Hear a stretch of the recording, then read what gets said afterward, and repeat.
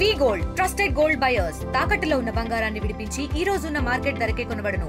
మరిన్ని వివరాలకు సంప్రదించండి 7771077720.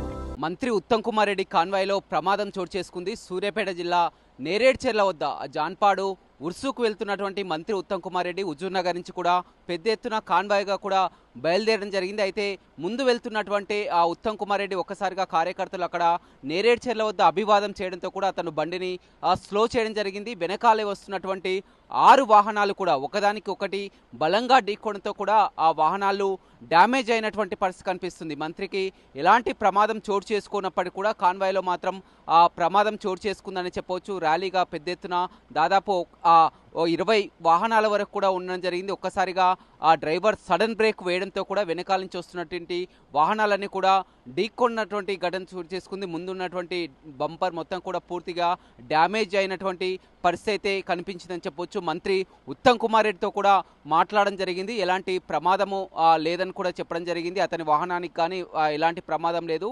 వెనకాల వస్తున్నటువంటి వాహనాలు స్పీడ్గా వస్తున్నటువంటి వాహనాలు ఒక్కసారిగా సడన్ బ్రేక్ వేయడంతో కూడా గమనించకుండా ఉండడంతో కూడా ఒకదానికొకటి కూడా పూర్తిగా ఢీకొన్నటువంటి ఘటన చోటు చేసుకుంది. హుజూర్ నగర్ నుంచి ఉదయాన్నే బయలుదేరి జాన్పాడు దర్గా ఇవాళ జాన్పాడ్లో గంధం ఊరేగింపు ఉండడంతో కూడా ఆ కార్యక్రమానికి హాజరవడానికి మంత్రి ఉత్తమ్ కుమార్ రెడ్డి కాన్వాయ్తో వెళ్తుండగా ఈ ఘటన చోటు చేసుకుంది. ఎలాంటి ఎలాంటి ప్రమాదం లేనప్పటికీ కూడా వాహనాలు మాత్రం భారీగా డ్యామేజ్ అయినటువంటి పరిస్థితి సూర్యాపేట జిల్లా నేరేడ్చెర్లలో చోటు చేసుకుంది. మరిన్ని వీడియోస్ కోసం ఛానల్ ని సబ్స్క్రైబ్ చేయండి. లేటెస్ట్ అప్డేట్స్ కోసం వాట్సాప్ ఛానల్ ని ఫాలో అవ్వండి. ఆ లింక్ డిస్క్రిప్షన్ లో ఉంది.